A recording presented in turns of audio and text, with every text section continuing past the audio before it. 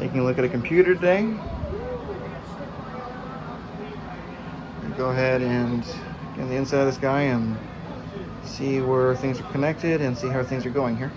Overall, everything looks to be in pretty good cosmetic condition from the outside. A few scuffs and scrapes on the inside of the wall. Motherboard is loose. It looks like we're missing our hardware screws for the inside. Our graphics card isn't slotted in correctly. That's a little bit of concern because sometimes stress can cause it to rock back and forth, and that can cause damage. We're going to carefully lift all this out, make sure everything's properly seated and in place, and we're going to go ahead and make sure that we've got the right components in the right places. Looking at a graphics card, to the naked eye, this PCIe slot looks okay. We're dealing with an Asus motherboard, Prime B45, that's either an O or a 0, M-8.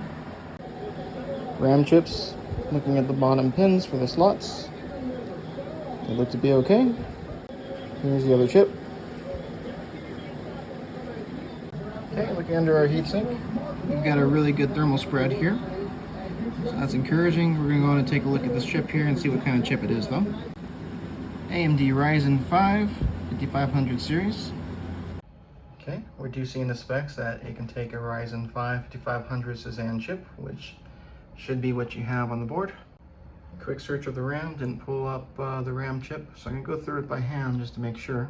There are about 140 different types of Corsair RAM that are listed on here. I was not able to find this RAM chip that you guys have on here. I looked through here, it just had everything highlighted in yellow by searching it, and wasn't able to find a model for it. Okay, I ran your motherboard chip through ChatGPT to see if I was also able to find it on that list, and it was not. So I'm pretty sure that this RAM isn't among the qualified vendor list, and because of that, there's a good chance that your computer would not be able to boot up by trying to use this RAM, but that doesn't always mean that's the case, so we're going to go in and give it a shot and see where we're at from there. Recommended configuration for two chips is A2B2. Old heatsink and thermal have been cleaned off. We are applying Noctua NTH1 into the system. The chip appears to be locked in the correct orientation. Chips on the back look like they're straight and in good condition, so I'll go ahead and reinstall that. So our graphics card does look used. Blew quite a bit of dust out of there. This is towards the tail end of it, but it's a little bit of dust in there, but there's a lot more than I expected, so I don't think this is a new card. Maybe it's being recycled. So we might want to get in there and replace the thermal paste in this guy if that's the case. We don't have motherboard screws, and we're missing the NVMe screw for the system here. Okay, let's go into power on our system. So go ahead and hit our power switch there. We get a yellow LED that just turned on at the bottom of the PC. That's a pretty quick way. That's telling me that there's power to the motherboard. We're going to go in and come here on the inside and hit our power switch here, shorting those two pins. There we go. System powered. We're getting a really cool little LED effect there off those RAM chips. And we're not getting anything on our screen, so normally we should get some kind of boot up sign. I know that these guys aren't listed on the QVL, so that could be a cause. Let me go ahead and see if we can plug in a controller and see if we can get any kind of response from the system. Okay, boot it again. Trying to see if I can get any kind of menu to come up with our connected keyboard.